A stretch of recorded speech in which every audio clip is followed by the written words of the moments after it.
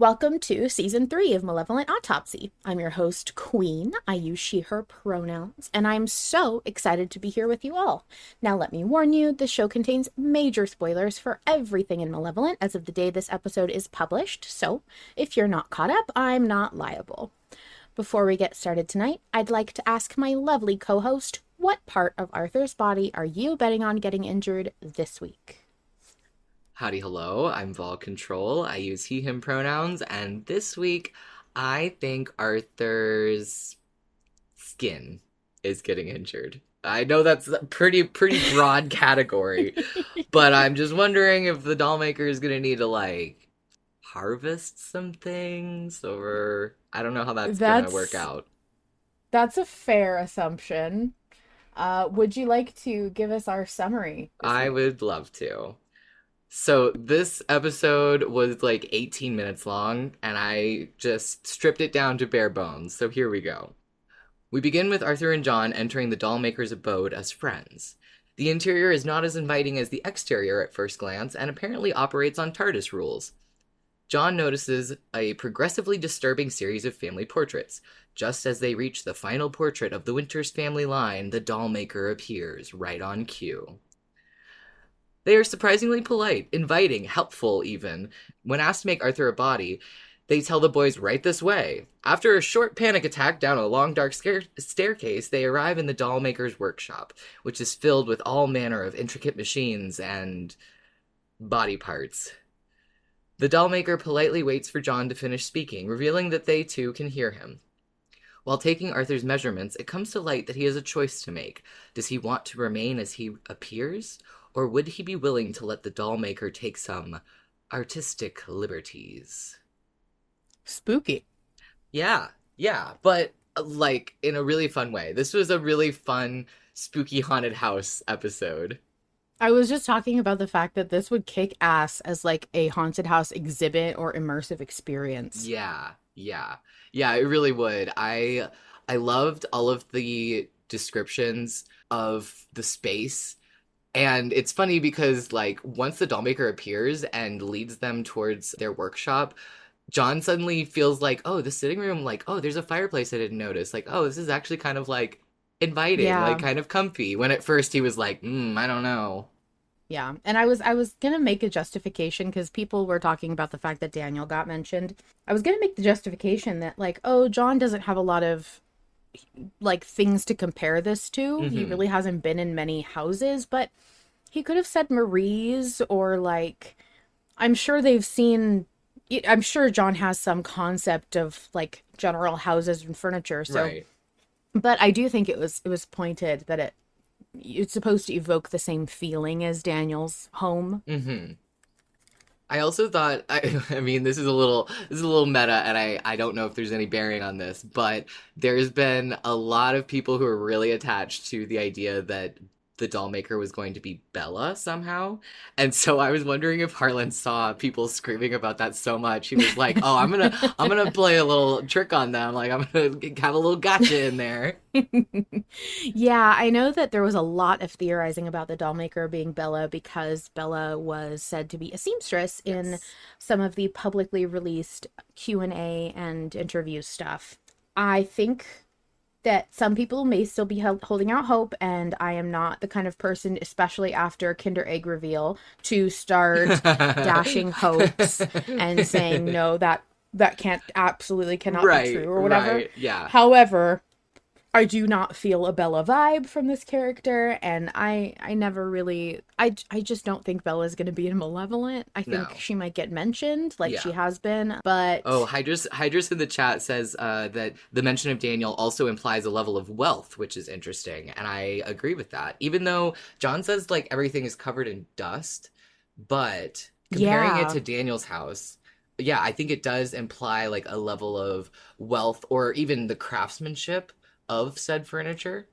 It makes me think specifically of status. It is the home of somebody with great power or with great access. Yes. And I think it's interesting that we've gotten so many red flags for the Dollmaker, and yet the Dollmaker did not act particularly hostile. No. Or No, awful.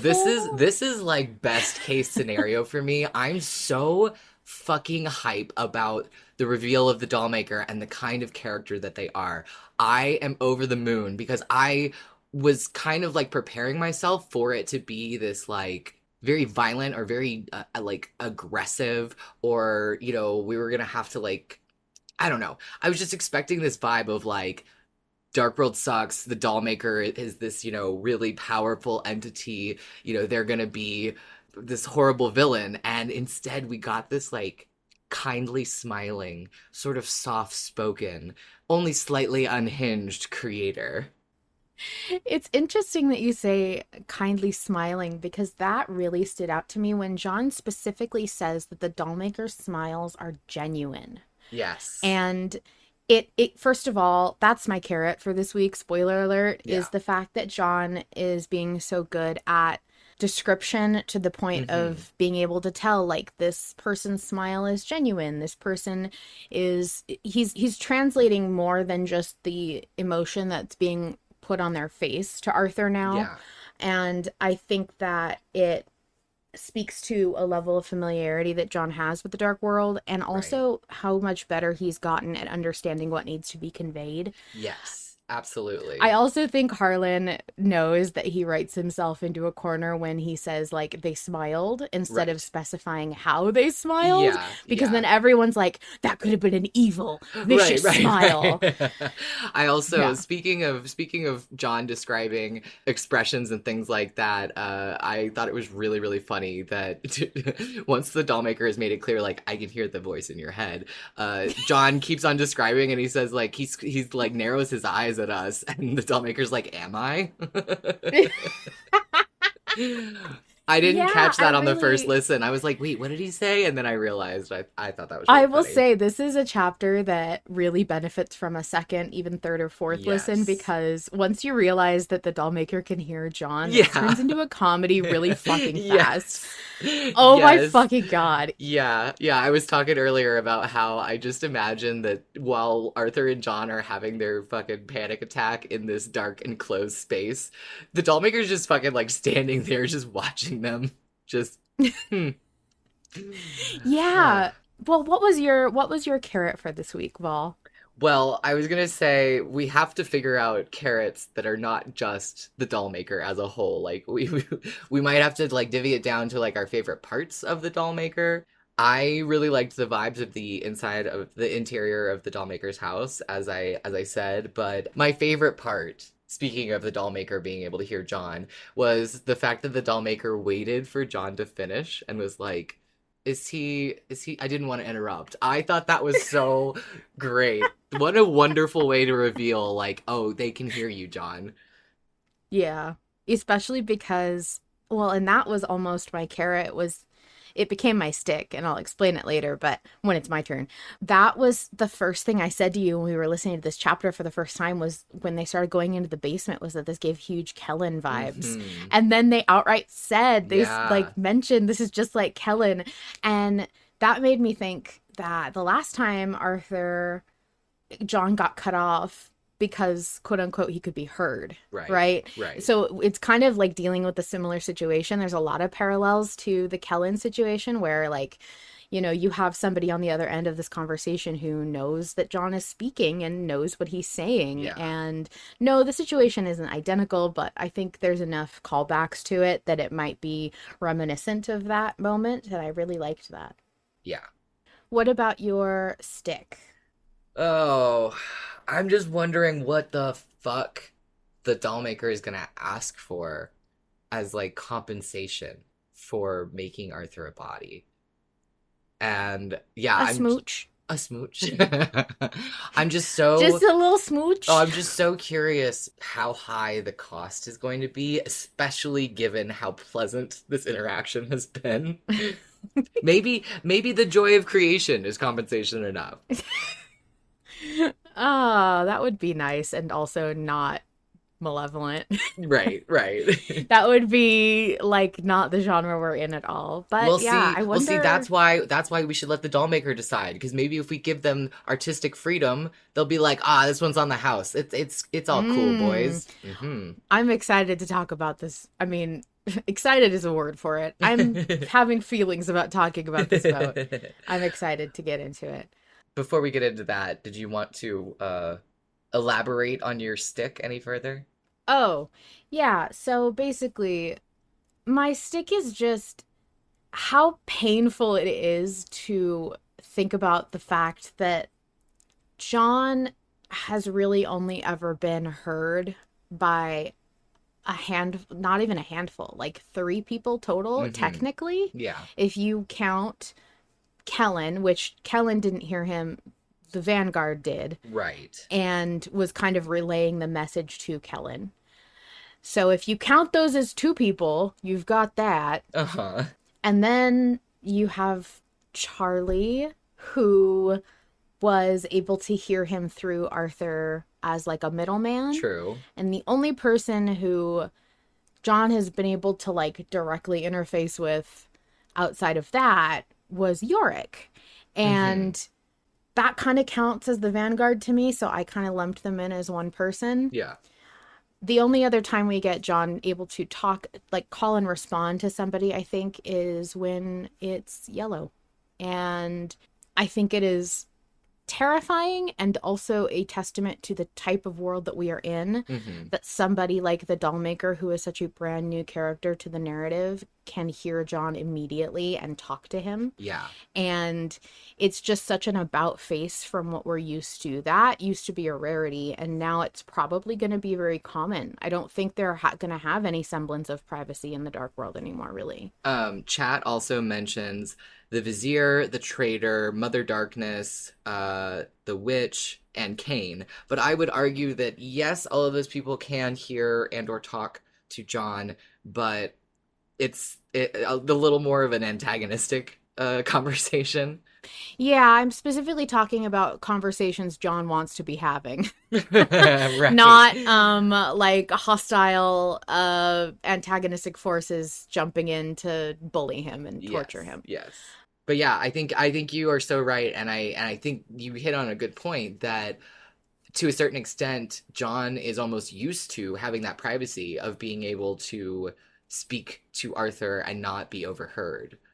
Yeah, and I know that that is something we as listeners take for granted too, as evidenced in this Mm-hmm. chapter. I wouldn't have, nobody assumed that the Dollmaker could hear John, especially because we don't know if the Ratcatcher could hear John. Right. We don't know if anybody can hear John unless they've specifically said so in the dark world, and Yeah. nobody has yet. So I think we all just assume that he can't be heard, and Yeah. that's not necessarily the case. Yeah, and to go off on a slight tangent, I always think it's very funny in like fan fiction when post body separation, people attribute John to blurting things out because he forgets that everyone can hear him now. Yes.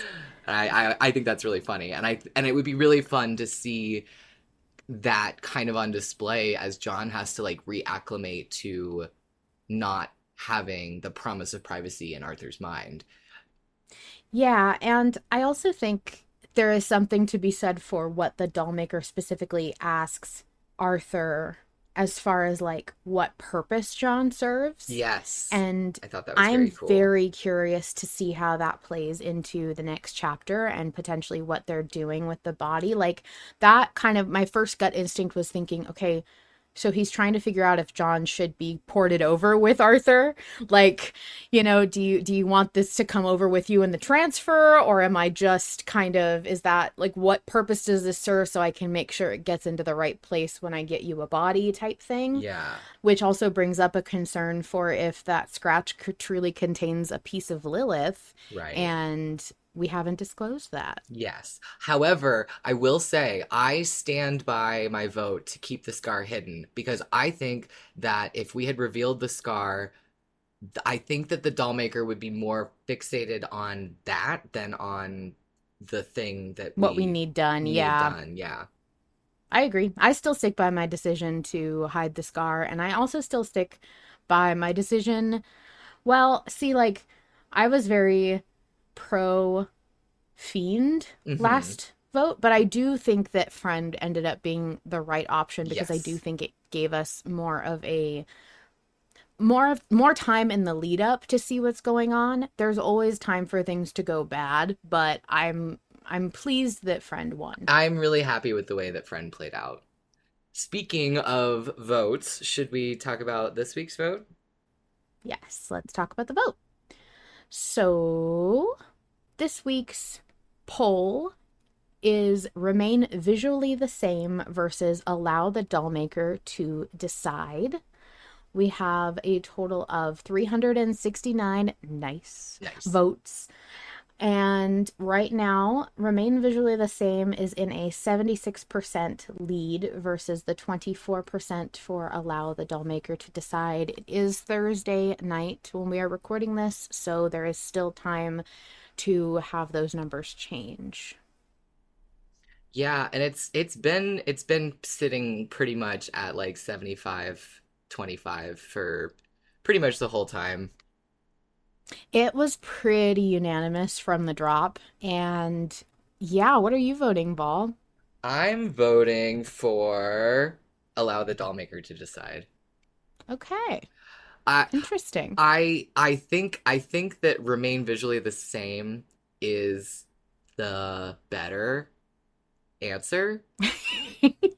But because allow the Dollmaker to decide is losing, I feel confident in saying, yeah, that was my gut desire, mostly because I just want to see what kind of freaky little guy or freaky big guy the Dollmaker would come up with. I think it would be so interesting and so like it would be a huge leap to change the way that the main character looks at this stage of the that's a game. very big decision at the end of the game to change how a main character looks. If they did that shit in a movie or a book, I don't know that people would be very happy about that. Right. But you can totally get away with it in the podcast because nothing changes for us. Yeah, technically.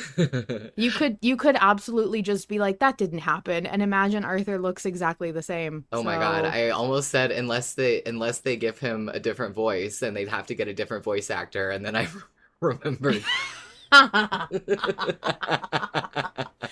Or here's the other thing is that like it would definitely change. I think the game is different for people who are not Vol and I because neither one of us draw. And so I know there are a lot of fan artists who are like, don't you dare do this to me. And there are another sect of fan artists who are like, I would give anything for somebody to give me a canon description of Arthur. So I don't know. The other thing is that I think part of what Harlan enjoys about doing a podcast format is that he doesn't have to put anything in concrete. Like he doesn't have to tell anybody what Arthur looks like. Everyone gets to have their own version of Arthur. And I think it would be really tough right now for him to set a defined appearance for him. And so I really feel like if we were changing Arthur's appearance right now, I genuinely don't think it would be that different. Right. I know that there's an argument to be made about like, oh, the Dollmaker said artistic flair or whatever, but like I just can't see it being all that different. I think at most we'd like maybe be missing something we should have, Sure. Or like maybe Have he would an extra hand or like maybe he'd extra become an anime eyes. boy and have naturally purple hair and pink eyes. Like there's just I just don't feel like it would be that crazy. Sure. Maybe that's delusional of me, but everyone insists that it's going to be insane because it's allowing this Dollmaker to have free artistic reign. But I don't know why, but I can't shake the feeling that it really wouldn't be that dramatic. What are you voting for this week? Oh, I'm also voting for allow the Dollmaker to decide. Really? Yeah. I thought that you were team remain the same. No. I just don't have an attachment to Arthur's body. I don't have like I just don't care that he's going to be in a different body. I know that sounds crazy, but it's a meat sack. It's a function. I'm so practical at this point that it's like, does it truly fucking matter what you look like when the world's going to end? Right. Is that really what I'm going to prioritize? Well, no, it's not. One of the reasons that I thought that you were team remain the same is because when we listened to the episode when it first dropped, you immediately shouted Charlie, and I was like, what does this have to do with Charlie? And you were like, Charlie won't recognize Arthur if his body's different. Way to call me out. Well, you're not the Yeah, only that is a person. sacrifice. You're not the only person who said that. I have seen a lot of people talking about how, well, the pros and cons of no longer being recognizable. Pro side may be Kane or the police in Arkham, or any of those people who are coming after Arthur wouldn't immediately recognize him at the drop. But on the other hand, it would mean that all of his friends and relationships, like Daniel and Marie and Charlie, wouldn't recognize him. He wouldn't look the same. And You're right. yeah, it's a facet of the Yeah. conversation. You're definitely right, and I think that's a lot of what would sway my vote if Hmm. it were not losing. But Yes. because it's losing, and I'm sorry, nothing makes me more frustrated than a poll chat full of people nodding and agreeing with each other all day long. If it were not losing, I might actually be flipped Yeah. because I do think that Arthur keeping his recognition for his relationships is so important to me. But because everybody won't shut up about how they love each other for agreeing with each other, I am deliberately and determinedly and steadfastly on the opposite side. Well, and That's something how you get me to flip is you stop all agreeing, damn it. well, and something that occurred to me while I was thinking about the vote before we started recording is that Arthur's getting a new body either way. It's just a Yeah. matter of sentimentality. And I think that a lot of people feel like there is something, like they feel like Arthur's body is a map of everything that's happened through the show. And I find it really interesting to consider the phrase, let it go or acceptance. And you can apply that for either one of these options. You can apply that to letting go of, whatever reservations or like negativity is associated with the scars on Arthur's body by keeping those, or letting go this attachment to this, fragile mortal body. Or I feel like there are ways to use those phrases on both sides of this vote. Yeah, I don't think it's very fair to say that either choice is more applicable to the themes or narrative of the chapters because Hmm. you can truly make them work either way. Like, I, as a person, don't feel that, like, I feel, for me personally, I just feel very strongly that my body and who I am are two totally separate things Absolutely, that don't need to absolutely. have anything to do with each other. Right. And Identity so, does not equal yeah. your body. Right. And so for me it's not so much a big deal that the body changes because it doesn't have anything to do with what I care about, which is the person. Yeah. And yeah, that's just for me, it's not saying Yeah. anything's right or Well, wrong about that. and I think that the other thing that people have been talking a lot about, but I'm not sure is all that important, is how will Arthur's answer influence or affect John and how he Hmm. feels about his body. And he sounded really excited by the idea of Arthur being able to have a new body that could be different, that he had options. But I think that that is a hope that John has for himself, not a hope that he projects onto Arthur.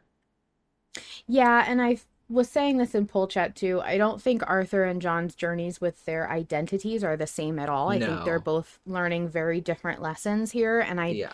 don't feel that I was actually pretty fucking mean in poll chat when it came to John because I just saw so many posts at the same time. It was just coincidental about how this would make John feel and how fair it was to John. And I think at one point I straight up was like, this is nothing to do with John. Who gives a fuck? Right. Like, why? This is Arthur's body. Why do I care how John feels about it? Right. Like, it just made no sense to me. But as I kept reading, I did understand, like, that he's very much being forced to go back to a body that he's resistant to going back to because it holds a lot of fear and anxiety and negative memories. And I totally get that. But that's not, Arthur has never had the relationship to his body that John does. And that, I don't think that is the same value that's being weighed here. I don't think Yeah. Arthur really cares if his body's changed or not.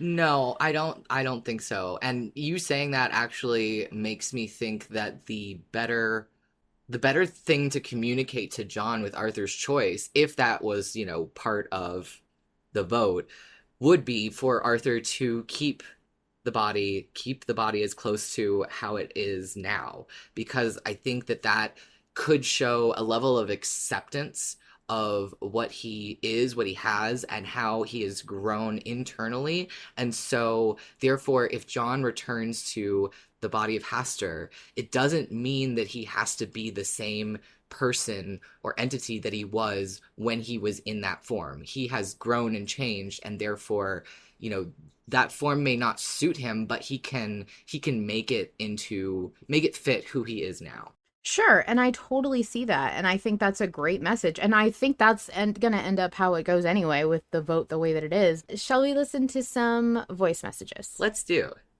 Hey everyone, Autumn here. I had a real hard time choosing what to talk about this note, because I have stuff to say about the poll, but ultimately I've decided I'm going to talk about the Dollmaker themselves. Initially I combed through 274 to try and find a solid grasp on the Dollmaker's design, because I absolutely intend to draw them, but in revisiting this chapter, I found a lot more questions have arisen that could be interesting to speculate on. I split this into the different aspects of the Dollmaker, simply just because that's how I've been taking my notes. So to start off, we have visual. They're tall and slender, taller than the average doorway, and have to duck awkwardly into rooms. They're sewn together from various sources, have yellow hair, different colour ears, bright eyes like the woman in the first portrait that we saw. Their form is stretched unnaturally, and they have odd misshapen angles under their clothing. And they wear a blue suit, and I like to think that it's a patchwork of blue suits because they're a patchwork of people themselves. Next we have audio design. The Dollmaker has pretty heavy footsteps, so they may look thin, but they're not fragile by any means. There's also sort of squeaking, possibly of rusted metal, along with the sounds of folding leather, suggesting their patchwork isn't just of other bodies, but other materials as well. Have they run out of human parts and have to resort to using inorganic materials for their body? And then there's smell. They call it Grimwood, and Arthur says it smells nice. It's interesting they bother with the cologne considering where they are. The Dollmaker seems one for creature comforts, even in spite of where they reside. Smell isn't also usually something you comment on about another. It's a rather intimate thing considering you need to be in such close proximity to experience it. It's probably been lifetimes since Arthur's gotten close enough to someone to smell them, let alone that smell being welcoming. It creates a sort of artificial sense of trust that the Dollmaker seems to be trying to cultivate with their cottage respite. Autumn has a two-part message, but I do want to say here in this break between, I love that you said artificial trust. Because my ass is like, oh no, this like, I fully remember saying how much I was excited for a villain that had like a setup, and now I have completely forgotten that this is supposed to be a villain. Right.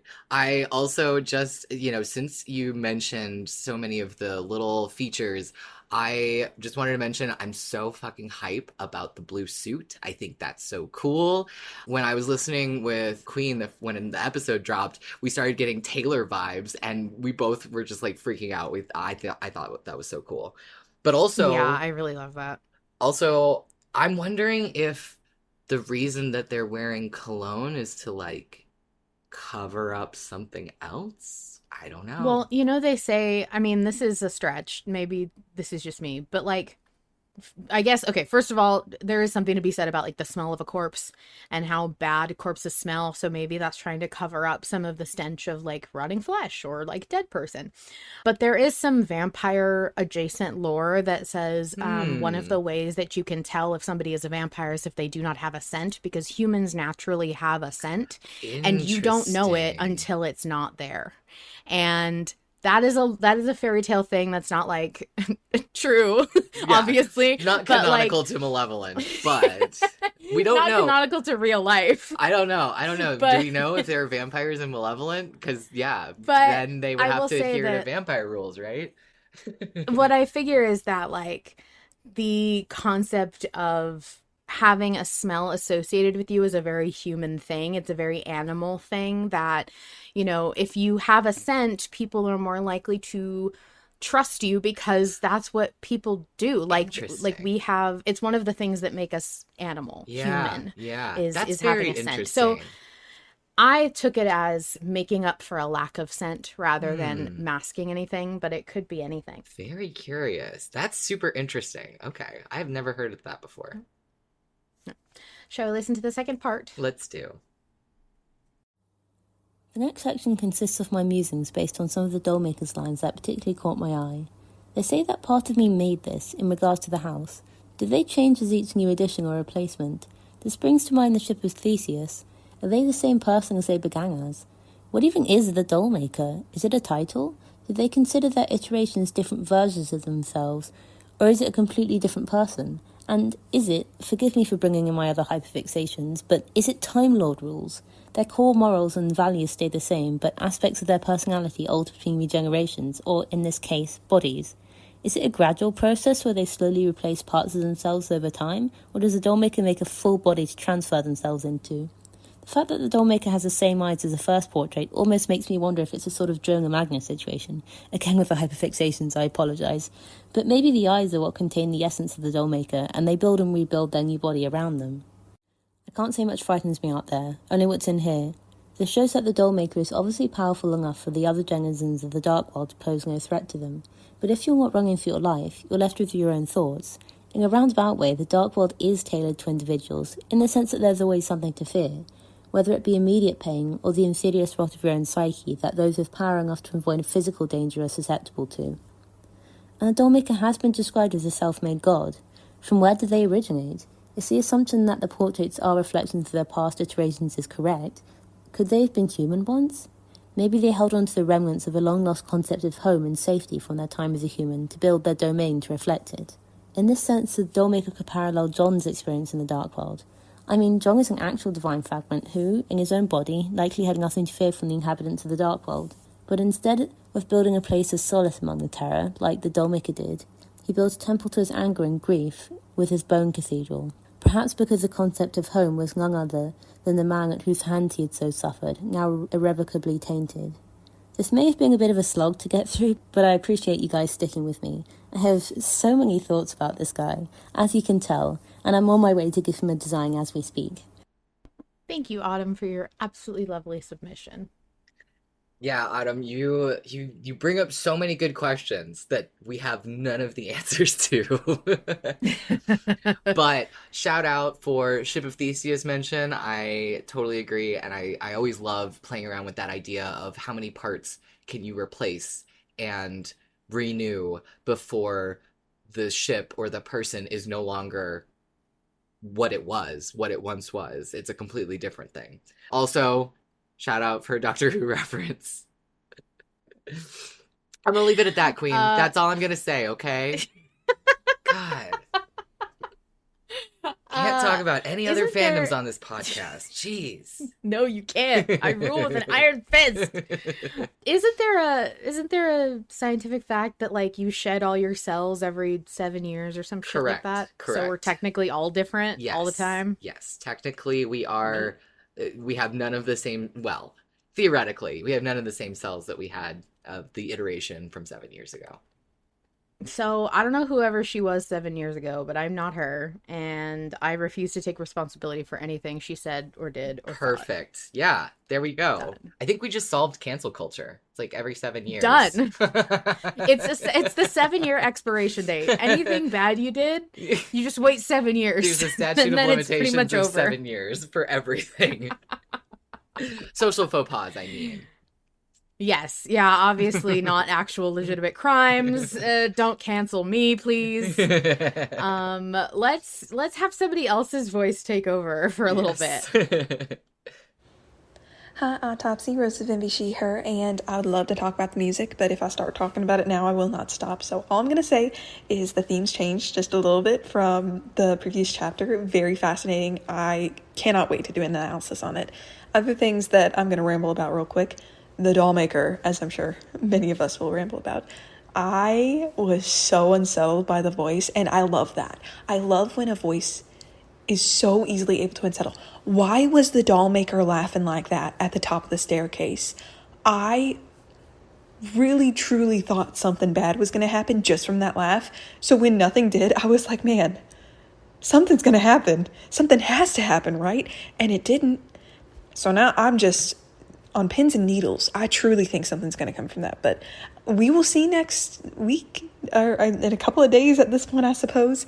I am voting on the majority side this week, so I am in favor of keeping our current form. And yeah, very excited to see how this part ends up.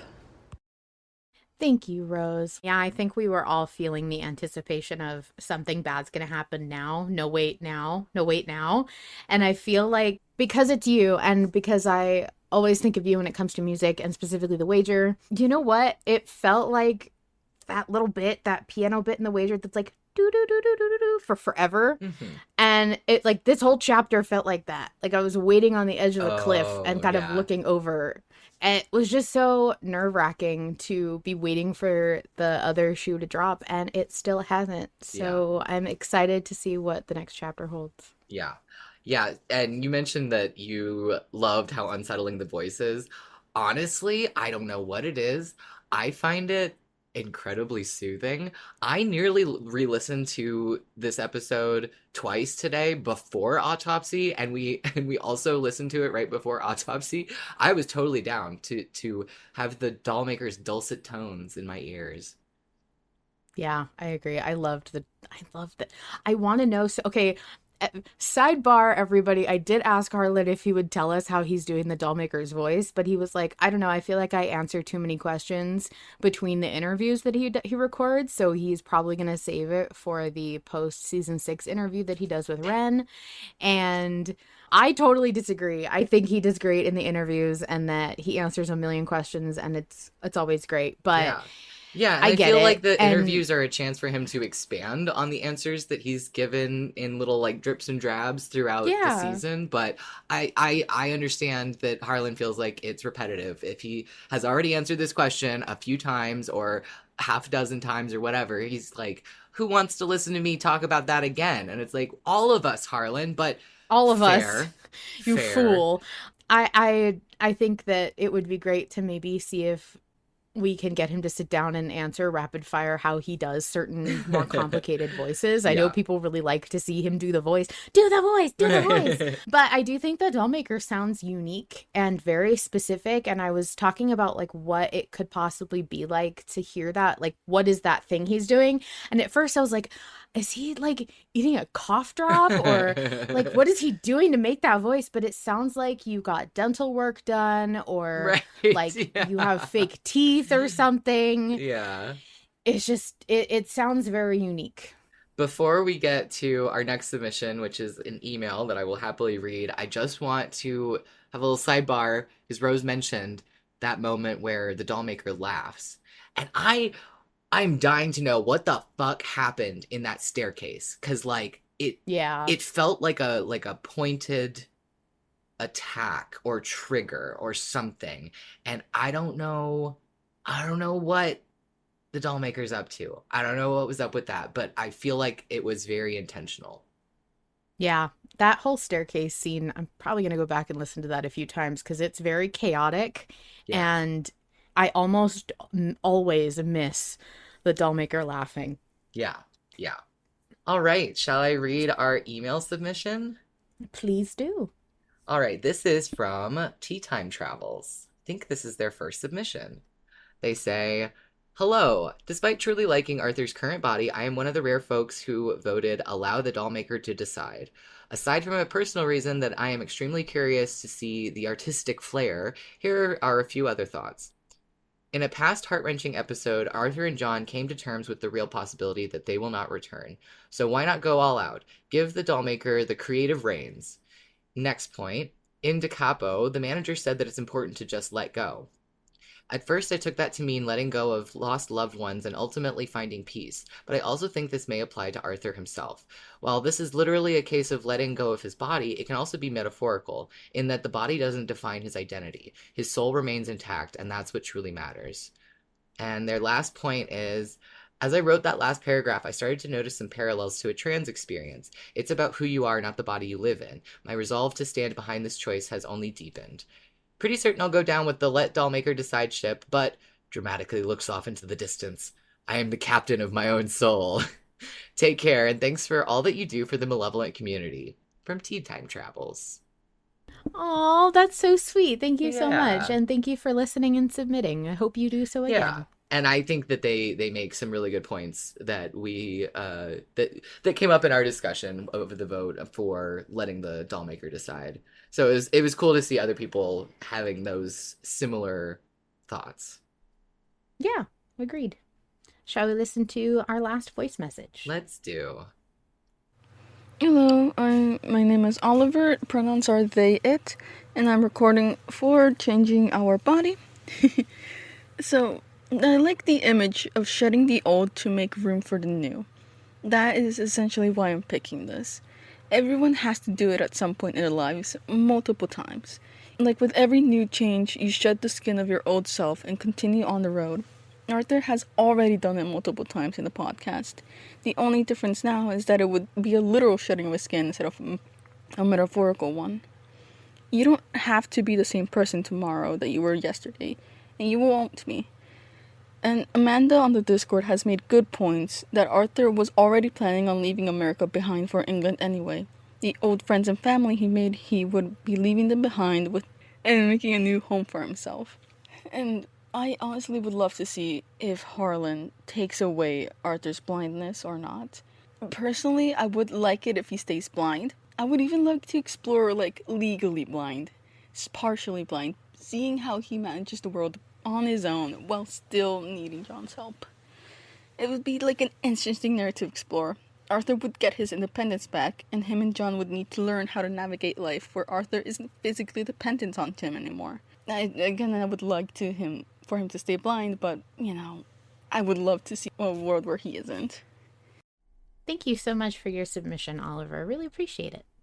Yeah, and I'm really glad that somebody brought up the discussion that some people have been having about whether or not Arthur's new body will be blind. And I know that the issue about whether or not Arthur will still be blind at the end of the series is really important to a lot of people, especially people who are, are visually impaired and really like to see this like representation of blindness. And I really like what you propose, that maybe it's not like full blindness, but it's still like some level of visually impaired to the point of having some independence but also like still needing some of John's help. I think that's a good kind of sweet spot. I agree. I think either way I'll be happy, but I do know that the concept means a lot to some people, and I also know that I think it's tough because when it first happened, it was the result of it's what drives the podcast. It's the reason we get everything described to us. And I've said before that I have a really hard time understanding how the podcast is going to work without that mechanic driving it. I totally think it can. I think it's just going to take some reorienting for me, which I know that Harlan will facilitate perfectly because he always does. But I think too that when I consider why Arthur's blind, like from a mechanical perspective, Yeah. in my head it's always like if you take out John, the curse is like, for example, the death visions are actually Arthur's, and we talk about that because it's the curse on Arthur's eyes, not John's. John is just in possession of the eyes right now. So I have to wonder, like, taking John, since I don't know, was it ever confirmed that Arthur can't see in that scene with Parker when John first takes over? It's confusing now because I swear I saw someone say that the manager was the one who gave John Arthur's eyes to make them cooperate. Right. So when because John says, like, read from the book, and Arthur has to read, so he has to be able to see. Yeah. Also, Autumn in the chat says that Arthur can't see in Coda when he doesn't have John or Yellow. So right. So I don't think that it's necessarily going to be an issue of, like, if Arthur gets a new body, our circumstances around what, like, how things work are going to change. But I could be wrong. I mean, I just don't know how the fuck that... It feels like it would have to be a completely different narrative reworking, and I can't imagine that's being left up to a poll. Well, but you haven't listened to Divisor, so you haven't listened to how Harlan is capable of framing a story and telling an audio drama in a way that doesn't always rely on the same structure that Malevolent has. Sure, but I do feel like that is a core concept of Malevolent.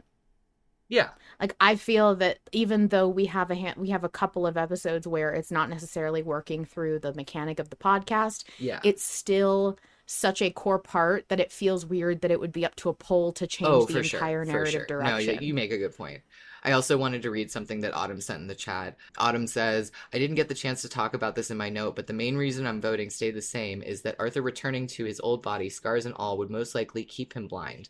If you don't know, I am blind, and this is a topic of great importance to me. It's very rare to find my disability represented in media in such a down-to-earth way. So please, for the love of God, keep this man blind, or partially.